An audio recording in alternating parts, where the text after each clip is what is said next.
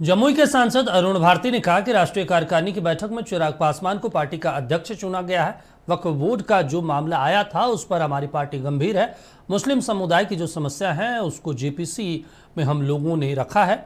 हम लोगों ने कहा जो भी संबंधित पक्ष हैं उनको बुलाया जाए, बात की जाए, मुस्लिम समाज की जो भी चिंता है उसको एड्रेस किया जाए।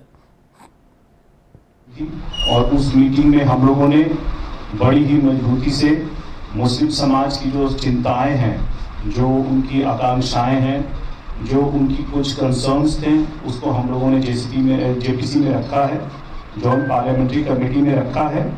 और हम लोगों ने ये भी कहा है कि जो भी संबंधित पक्ष हैं उनको बुलाया जाए, उनसे बात की जाए, उनके विचारों को सुना जाए और उनकी जो भी चिंताएं हैं उसको लेकर के उसको एड्रेस किया जाए।